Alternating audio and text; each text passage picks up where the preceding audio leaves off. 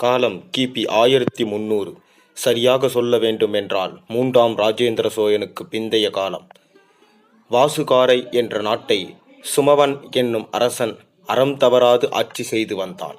சுமவன் மிகவும் பெரிய சிவபக்தன். அதனால் நாட்டின் தென்பகுதியில் மிக பெரும் சிவாலயத்தை அமைக்கும் பணியில் ஈடுபட்டு இருந்தான். நாட்டில் காலம் தவறாது மழை பெய்ந்ததால் விவசாயமும் அதை சார்ந்த தொழில்களும் சிறப்பாக நடந்து வந்தன. நாட்டின் ஒரு பக்கம் கடல் நீர் பரப்பி இருந்ததால் வாசுகாரைக்கு 2 நன்மைகள்.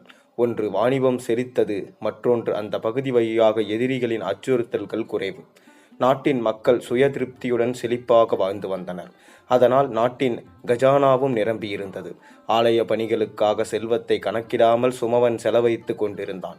வாசுகரைக்கு அவ்வப்போது எதிரிகளிடமிருந்து அச்சுறுத்தல்கள் இருந்து கொண்டே இருந்தது. இதற்கு நாட்டின் இயற்கை வளம் முக்கிய காரணம்.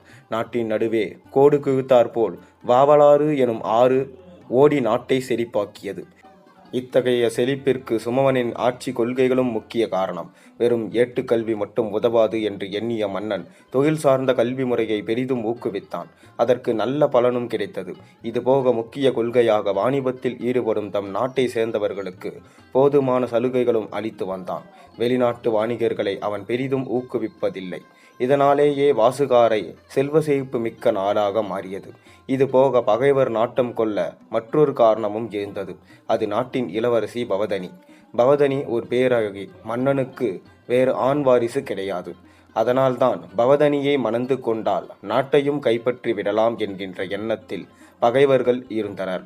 சுமவன் ஆன்மீக பணிகளில் ஈடுபட்டிருந்ததால் நாட்டை பாதுகாக்கும் பொறுப்பினை தனது சேனாதிபதி வம்திரனிடம் ஒப்படைத்திருந்தான். வீரத்திற்கும் தீரத்திற்கும் அடையாளம் வம்திரன். தவறு செய்தவர்கள் மன்னனுக்கு பயப்படுகிறார்களோ இல்லையோ, இவனுக்கு பயப்படுவார்கள். அவ்வளவு கண்டிப்பானவன். மன்னன் தவிர்த்து எவரும் அடிபணிய மாட்டான். சரியெனப்பட்டதை இடம் பொருள் ஏவல் பாராது சொல்லிவிடுவான். தவறு செய்தவர்கள் யாராக இருந்தாலும் தட்டி கேட்க தயங்க மாட்டான். இதெல்லாம் அவன் சிறு வயது முதல் கற்ற பாடம். இதனால் நிறைய எதிரிகளையும் சம்பாதித்திருந்தான். இவனது முதுகில் குத்த சமயம் பார்த்து காத்திருந்தார்கள். இதில் சில அமைச்சர்களும் அடக்கம். போர்த்தொழில் போக இவனுக்கு பல திறமைகளும் உண்டு. அதில் பாடுவதும் இசைப்பதும் அவனுக்கு பிடித்தவை. வீணை எடுத்து மீட்ட ஆரம்பித்தால் ராவணனே தோற்றுவிடுவான் என்கின்ற அளவுக்கு எங்கும் ஒலிக்கும் இசை. தனது நாடான வாசுகரையை இரவு பகல் குளிர் வெயில் பாராது ஒரு நொடியும் தவறாது பாதுகாத்து வந்தான். நாட்டின் அனைத்து பகுதிகளுக்கும் தனக்கும் மிகவும் விசுவாசமானவர்களை ஒற்றர்களாக நியமித்தான். இதனால் ஏதேனும் பிரச்சனை தொடங்கும் முன்பே அதை வேருடன் அழிக்க முடிந்தது. எதிரிகளின் அச்சுறுத்தல்கள் அதிகம் இருப்பதால் பவதனி நகர்வலம் செல்லும் பட்சத்தில் பாதுகாப்பு மிகவும் சிரத்தையாக மேற்கொள்ளப்பட்டிருக்கும். வம்திரன் நிச்சயம் அங்கே இருப்பான், பவதனியின் மெய்காப்பாளனாக. இவ்வாறு நாட்கள் நகர்ந்து கொண்டிருந்தது. எதிரிகளின் சின்ன சின்ன சீண்டல்களை வம்திரன் வெற்றிகரமாக முறியடித்து வந்தான். வசும்பனுக்கு சில நாட்களாக சரியான தூக்கமில்லை. மேலும் துர்சொப்பனங்கள் வேறு. இதற்கான காரணம் அறிய அரசகுல ஜோதிடர் அரகசையை வரவைத்தான். கிரக நிலைகளை ஆராய்ந்த அவர் மௌனித்தார். மன்னனின் பதட்டம் அறிந்த வம்திரன் அரகசியின் மௌனம் கலைத்தான். அவரிடம் அரகசி அவர்களை தங்கள் கண்ட கிரக நிலைகளை பற்றி விளக்கி சொல்லுங்கள் என்று கூறினான். அவர் பெருமூச்சை விட்டுவிட்டு சொல்ல துவங்கினார். மன்னா, தங்களின் கிரகநிலை சரியாக இல்லை. இதனால் நாட்டிற்கு பெரும் ஆபத்து வரவிருக்கிறது. இதை சரி செய்ய ஏதேனும் வழிகள் இருக்கிறதா? சற்றே பதட்டப்பட்டார் மன்னர். இருக்கிறது மன்னா. நமது அண்டை நாடான வார்சுகியில் அமைந்துள்ள சிவாலயத்தில் தாங்கள் தொடர்ந்து 16 நாட்கள் பூஜை செய்ய வேண்டும் என்றார். இப்போது வம்திரன் குறுக்கிட்டான். அவர்கள் எப்போது நம்முடன் போர் புரியலாம் என்று காத்து கொண்டிருக்கிறார்கள்.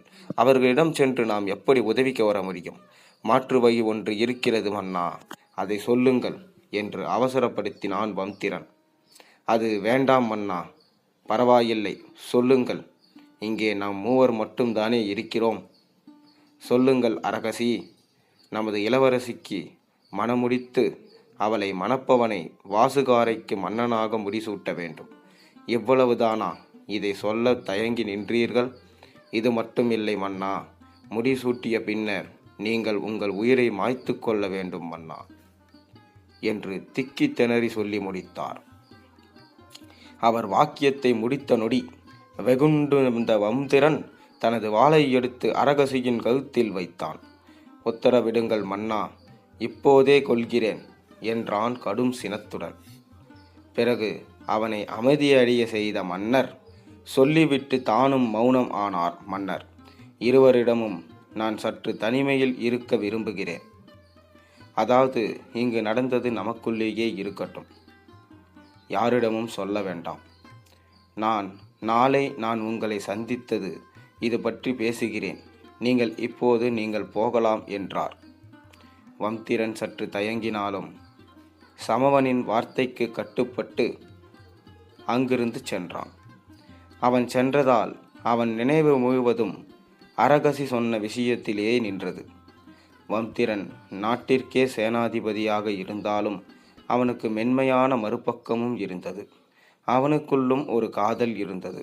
காதலுக்கு காரணம் மத்தமிழ் பேருக்கேற்றாற்போல் தமிழின் இனிமையும் அழகும் சரிவர கலந்த பெண்ணாக இருந்ததால். இவளுடன் ஒப்பிட்டால் பவதனியும் தோற்று போவாள். இவர்களுக்குள்ளும் சரியான புரிதல் இருந்தது. இருவரும் பார்த்து கொள்வதே அரிது. இன்று அவளை அவன் பார்க்கச் சென்றான். மாலை மங்கும் வேளையில் விழித்திருந்தது போதும் என்று சூரியன் வீட்டிற்கு செல்ல ஆயத்தமாகி கொண்டிருந்தது. அவளுக்கு முன்பாகவே நந்தவனத்திற்கு சென்று அவளுக்காக காத்திருந்தான். அவளும் வந்தாள். மின்னல் ஒளியில் மட்டும் மலரும் தாழம்பூ சூடி காற்றில் எங்கும் நறுமணம் கமழ அடிமேல் அடி வைத்து இவனை நோக்கி வந்தவள். அப்போது நிலவிய சூழ்நிலையில் தொலைவில் இருந்து அவளை பார்த்தால் அவள் பூலோகத்தை சேர்ந்தவள் என்று சொன்னால் யாரும் நம்ப மாட்டார்கள். அவனும் ஒரு நடி நிலை குலைந்தான் போனான். பின்பு அவளிடம் அரசவையில் நடந்த சிலவற்றை கூறினான். முன்னதாக மன்னனிடம் தனது காதல் பற்றி சொல்லி இவளை மனம் முடிக்க கேட்கப் போவதாக சொல்லியிருந்தான். அவள் அதை வினவினாள். இவன் இல்லை என்பது போல தலையாட்டிவிட்டு, நமக்கும் வார்சுயிக்கும் போர் மூலம் நிலை இருக்கிறது. அந்த போரில் வெற்றி கண்டு மன்னனிடம் இது பற்றி பேசுகிறேன் என்றான். ஏன் திடீரென போர் என மீண்டும் வினவினாள். அவன் பதில் கூறாது, நேரம் ஆகிவிட்டது, நீ உனது இல்லத்திற்கு செல், மீண்டும் உன்னை மற்றொரு நாள் சந்திக்கிறேன் என்று வழி அனுப்பினான். அவளை வழி அனுப்பிவிட்டு சிந்தனையில் ஆழ்ந்தான். மறுநாள் சுமவனை காண இருவரும் சென்றனர். அப்போது தான் எடுத்த முடிவை அவர்களிடம் சொல்லத் துவங்கினார். அதாவது கூடிய விரைவில் பவதனிக்கு மனம் முடித்துவிட்டு தவம் புரிய வனம் புகப் போவதாக சொல்லி நான் வனாந்தரத்தில் எனது உயிரை மாய்த்து கொள்ள முடிவு செய்திருக்கிறேன் என்று கூறினார். இப்போது குறுக்கிட்ட வம்திரன், நாட்டு மக்களுக்கு கேடு நேராமல் இருக்க தங்கள் உயிரை விடவும் துணிந்து விட்டீர்கள். வேண்டாம் மன்னா, நான் இருக்கிறேன். வார்சூயை போரில் வென்று காணிக்கையாக்கிறேன். பின்பு நீங்கள் அங்கு சென்று பூஜை செய்யலாம். வேண்டாம் வம்திரா, அவர்களது படை அந்த பலம் நம்மை காட்டிலும் அதிகம். அவர்களை வெல்வது கடினம். எண்ணிக்கை இருந்தால் என்ன, என்னிடம் வெற்றி பெற வேண்டும் என்கின்ற வேட்கை இருக்கிறது. எனது உயிர் போகும் முன்னர் அவர்களை வெல்வேன். தங்களது ஆசீர்வாதத்துடன் வாழ்த்தி அனுப்புங்கள் மன்னா. பிறகு மன்னரும் வாழ்த்தி அனுப்பினார். அன்றே தனது சகாக்களுடன் தாக்குதல் திட்டத்தை வகுக்க துவங்கினான். வார்சுயி ஒரு பக்கம் மலை, அதன் பக்கவாட்டு பக்கத்தில் கடல். அதனால் இரு திசை தாக்குதலில் ஈடுபட்டால் போதுமானது என்றான் ஒருவன். பொதுவான இடத்தில் போர் நடைபெற இரு நாட்டு மன்னர்களின் ஒப்புதல் அவசியம். சுமவன் சம்மதித்து விட்டார். வார்சுயி இதற்கு உடன்படாத பட்சத்தில் இரு திசை தாக்குதல் நடத்துவோம் என்று முடிவு செய்தான். சங்ககால தமிழ் மரபுப்படி எதிரி நாட்டிற்கு முரசரித்து போர் புரிய வருபவரை தெரிவித்தான். அவர்களிடம் இருந்து எந்த பதிலும் வரவில்லை. அடுத்த கட்ட நடவடிக்கையாக வம்திரன் மற்றும் 15 பேர் கொண்ட குழு வெற்றி பூ அணிந்து ஆநிறை கவர்களில் ஈடுபட்டனர். இதற்கு அவர்கள் எதிர்பார்த்த பலன் கிடைத்தது. அவர்கள் ஆநிறையை மீட்க கரந்தை பூ அணிந்து வந்தனர். வந்தவர்களை தனது படைபலத்தால் தோற்கடித்து அனுப்பினான். பின்னர் வார்சுகியின் தூதுவன் வந்தான். தங்கள் மன்னர் போர் புரிய நாட்டம் தெரிவித்திருப்பதையும் இடத்தை நீங்களே தேர்வு செய்யலாம் என்றான். வந்தவனிடம் பொதுவான சமவெளி பகுதியை தேர்வு செய்து அனுப்பி வைத்தான் வம்திரன். மறுநாள் விடிந்தது. சங்குகள் முழங்க போர்க்களம் சென்றான் வம்திரன். தனது படை வீரர்களுடன். எதிரிகளின் படை இவர்களை விட பெரிதாகவே இருந்தது. அவர்கள் சக்கரவியூகத்தில் படைகளை அணிவகுத்து களம் புகுந்தனர். அதை முறியடிக்க ஊசி முனை வியூகத்தை வம்திரன் பயன்படுத்தி. இங்கே வியூகம் என்பது படை வீரர்கள் அணிவகுத்து புரியும் தோற்றத்தை குறிக்கும். ஆரம்பத்தில் புகுதி பறந்த போர்க்களம் நேரம் ஆக ஆக இரத்த சகதியில் புகுதி அமுங்கியது. மதிய பொழுது வரை நடைபெற்ற போரில் வார்சுகியின் பக்கமே இழப்பு அதிகமாக இருந்தது. மதிய பொழுது வரை நிலையாக போர் செய்த வம்திரனால் அதன் பிறகு நிலையாக போர் புரிய இயலவில்லை.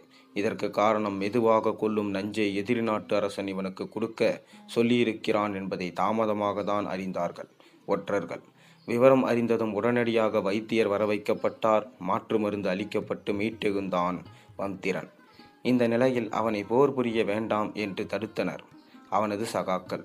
விழுவது இழுவாக விழுந்து கிடப்பது இழுவே என்று சொல்லி அவர்களிடம் ஒரு புன்னகையை உதிர்த்தான். நஞ்சிட்ட துரோகிகளை பிடிக்க தன் சகாக்களிடம் உத்தரவிட்டு ஆவேசமாக போர்க்களம் புகுந்தான். அம்புகளை மழையென புகுந்தது. முன்னேறினான். இந்த முயற்சியில் வார்சுகி சேனாதிபதியை சொர்க்கத்திற்கு அனுப்பினான். பின்பு வார்சுகி மன்னனை நோக்கி தனது கவனத்தை திருப்பினான். அவனை ஆக்ரோஷமாக நெருங்கினான். இவனது வேகம் கண்டு சரணடைய முயற்சிப்பது போல அவனிடம் மண்டியிட்டு வேண்டலானான். வம்திரன் யோசித்து நின்ற நேரத்தில் தன்னிடம் இருந்த நஞ்சில் தோய்த்த கத்தியால் வம்திரனது வலது மார்பில் குத்தினான். இதை எதிர்பாராத போதிலும் சுதாரித்து பின் தனது வாளை கொண்டு ஒரே வீச்சில் அவனது தலையை கொய்தான். ஏற்கனவே உணவில் இருந்த நஞ்சுடன் இப்போது கத்தியில் இருந்தும் சேர்ந்து கொண்டதால் அவனால் நிலை கொள்ள முடியவில்லை. இருந்தும் உயிர் போகும் முன் வெற்றியை காணிக்கை ஆக்குகிறேன் என்று வாக்குறுதி கொடுத்திருந்ததால் தனது புறவில் தாவி ஏறி வாசுகரை நோக்கி விரையத் துவங்கினான். இரத்தம் வகியும் தேகத்துடன் அரசவைக்குள் நுழைந்தான். மன்னனை கண்டு தான் வெற்றி கண்டதை சொன்னான். பின்பு தனது காதல் பற்றியும் கஷ்டப்பட்டு சொல்லி முடித்து மயங்கி விழுந்து விட்டான். உடனே அரண்மனை வைத்தியர் வரவைக்கப்பட்டார். வம்திரனுக்கு வைத்தியம் பார்க்கப்பட்டது. அவன் கண் விழிக்க 2 நாட்கள் ஆகும் என்றார் வைத்தியர். மன்னன் போரில் வெற்றி பெற்றாலும் வருத்தத்துடனே காணப்பட்டார்.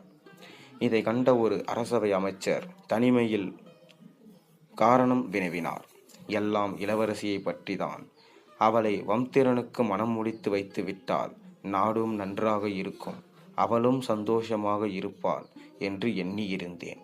ஆனால் வம்திரனோ இன்னொருத்தியை காதலிப்பதாக சொல்கிறான்.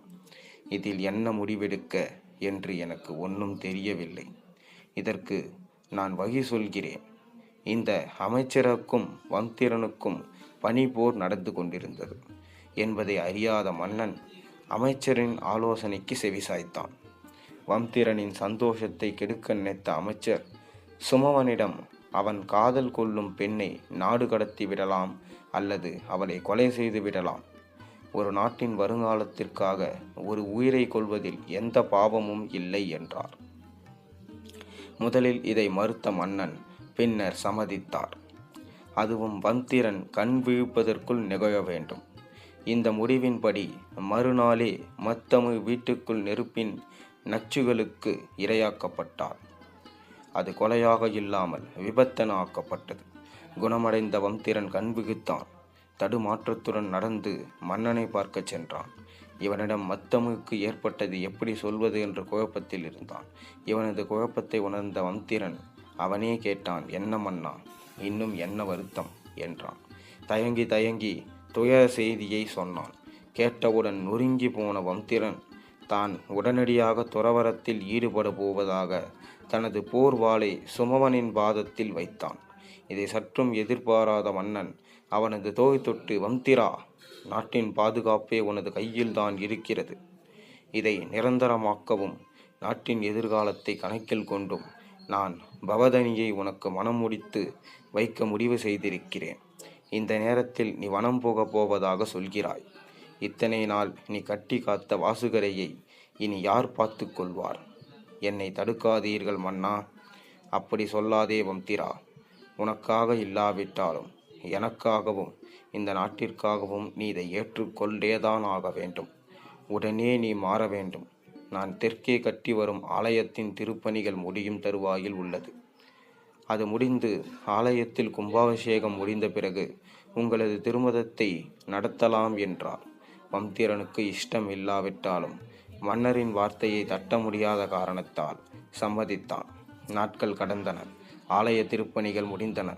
ஆகம விதிகளின்படி பூஜைகள் மேற்கொள்ள மிக பெரும் யாகங்களுக்கு ஏற்பாடு செய்யப்பட்டது. இதற்கிடையில் மத்தமுவுக்கு இழைக்கப்பட்ட அநீதி வம்திரனின் செவிகளுக்கு வந்து சேர்ந்தது. கடும் கோபம் கொண்டான். என்ன செய்யலாம் என்று அவன் யோசிக்க ஆரம்பித்தான். மன்னரை பழிவாங்க வேண்டும் என்று நினைத்தான். மறுகணம் வேண்டாம், துறவு மேற்கொண்டு விடுவோம் என்று முடிவு செய்தான். இப்படி ஏகப்பட்ட சிந்தனைகள் அவனது மூளைக்குள் சுற்றித் திரிந்தன. இறுதியாக ஒரு முடிவு எடுத்தான். மன்னனுக்கு மடல் ஒன்றை எழுதினான். அவனுக்கு விசுவாசமாக ஒருவனை அழைத்து மன்னரிடம் சேர்க்க சொன்னான். பின்பு ஆலயம் நோக்கி சென்றான். அங்கே எரிந்து கொண்டிருக்கும் யாக குண்டலத்தில் விழுந்து பிறகு இவனும் நெருப்புக்கு இரையானான். அதாவது அந்த மடலில் அவன் எழுதிய குறிப்பு என்ன? மன்னா, மத்தமுவுக்கு ஏற்பட்ட உண்மை நிலையை நான் அறிவேன். அதனால் என்னுள் ஏகப்பட்ட குழப்பமான எண்ணங்கள் தோன்றின. இறுதியாக ஒரு முடிவை எடுத்திருக்கிறேன். என்னவளை தீண்டிய நெருப்பின் நாவில் நானும் விழ ஆசைப்படுகிறேன். இதற்கு மற்றுமொரு காரணம் இருக்கிறது. பஞ்சபூதங்களில் நெருப்பிற்கு மட்டுமே நேரடியாக வானுலகத்தில் சேர்க்கும் சக்தி உள்ளது. வையத்தில் சேராத எங்கள் காதல் வானத்திலாவது சேர வேண்டும் என்று இறைவனை பிரார்த்தியுங்கள். முக்கியமாக எனக்கு தெரிந்த அனைத்து ராஜ ரகசியங்களும் என்னுடனே இருக்கிறது. நீங்கள் என்னை வஞ்சித்ததால் நானும் அப்படி செய்வேன் என்று நீங்கள் நினைத்து பயம் கொள்ள வேண்டாம். அதாவது நீங்கள் இதை படிக்கும் நேரத்தில் நான் வையத்தை விட்டு சென்றிருப்பேன். இது ஒரு ராஜ விசுவாசியின் இறுதி மடல் என்று அவர் எழுதி வைத்திருந்தார். பிறகு படித்த மன்னர் தன்னையும் அறியாது கண்ணீர் வடித்து அழத் துவங்கினார். இவ்வாறு இந்த கதை முடிகிறது. இந்த கதையிலிருந்து நமக்கு தெரிந்த கருத்து என்னவென்றால், யாராக இருந்தாலும் தன்னை நம்பி வந்தவரை ஒருபொழுதும் துரோகம் செய்யக்கூடாது. அந்த துரோகமும் மிக பெரும் பாவத்தையே கொண்டு வந்து சேரும். அதனால தான் இந்த மன்னரின் நாடு மகிழ்ந்தது, அவருடைய அனைத்து நிம்மதிகளும் போனது, அவர் அடுத்து என்ன செய்வது என்று தெரியாமல் போனது. அதனால் நீங்கள் உங்கள் நம்பி வருபவரை ஒருபோதும் கைவிடாதீர்கள், ஏமாற்றாதீர்கள். நன்றி, வணக்கம். இது போன்ற ஒரு நல்ல ஆன்மீக கதையோடு நாளை உங்களை சந்திக்கின்றேன். அதுவரை இந்த கதை உங்களுக்கு பிடிச்சிருந்தா மறக்காம ஒரு லைக் பண்ணுங்கள்.